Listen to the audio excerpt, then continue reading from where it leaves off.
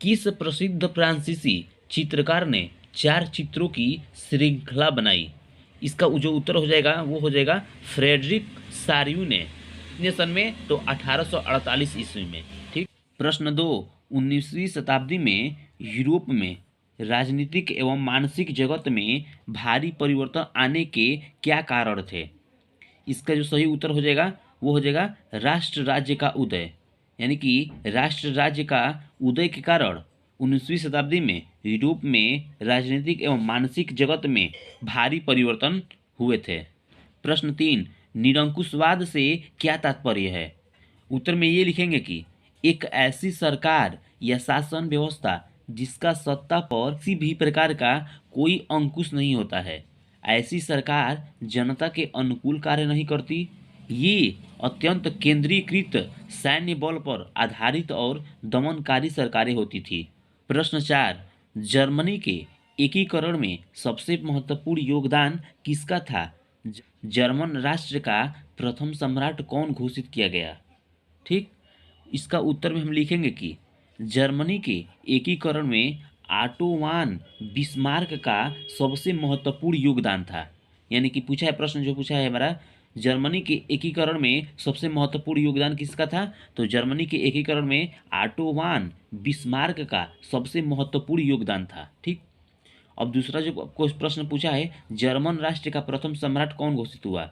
तो प्रसा के राजा विलियम प्रथम को जर्मन राष्ट्र का प्रथम सम्राट घोषित किया गया।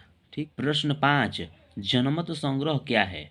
जनमत संग्रह के बारे में हम उत्तर में लिखेंगे कि जनमत संग्रह एक प्रत्यक्ष मतदान है जिसके जरिए एक क्षेत्र के सभी लोगों से एक प्रस्ताव को स्वीकार या अस्वीकार करने के लिए पूछा जाता है। प्रश्न 6, उदारवाद क्या है? में लिखेंगे उदारवाद के बारे में कि उदारवाद, इसको इंग्लिश में लिबेरालिज्म बोलते हैं। उदारवाद लिबेरालिज्म शब्द का हिंदी रूपांतरण है। लिबेरालिज्म शब्द लैटिन भाषा के लीबर पर आधारित है जिसका अर्थ है स्वतंत्रता। नए मध्य वर्गों के लिए उदारवाद का मतलब था व्यक्ति के लिए आज़ादी और कानून के समक्ष सबकी बराबरी। प्रश्न 7, नृजाति शब्द का अर्थ बताइए। उत्तर में लिखेंगे कि एक साझा नस्ली जनजाति या सांस्कृतिक उद्गम अथवा पृष्ठभूमि जिसे कोई समुदाय अपनी पहचान मानता है। प्रश्न 8, जर्मन राष्ट्र का रूपक क्या था? वह किस बात का प्रतीक था? जर्मन राष्ट्र का रूपक क्या था? वह किस बात का प्रतीक था? उसके बारे में हम उत्तर में लिखेंगे कि जर्मेनिया जर्मन राष्ट्र का रूपक थी। चाक्षुष अभिव्यक्तियों में जर्मेनिया बालूत वृक्ष के पत्तों का मुकुट पहनती है क्योंकि जर्मन बलूत वीरता का प्रतीक है। प्रश्न 9, नारीवाद क्या था? नारीवाद क्या था उसके बारे में हम लिखेंगे कि स्त्री पुरुष को सामाजिक, आर्थिक एवं राजनीतिक समानता की सोच के आधार पर महिलाओं के अधिकारों और हितों का बोध नारीवाद है।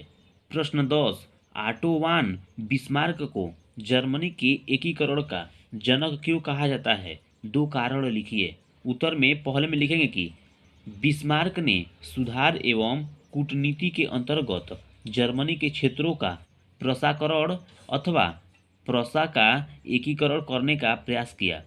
अब दूसरे में लिखेंगे कि बिस्मार्क ने जर्मनी के एकीकरण के लिए रक्त और लौह की नीति का पालन किया। इस नीति से तात्पर्य था कि सैन्य उपायों द्वारा ही जर्मनी का एकीकरण करना।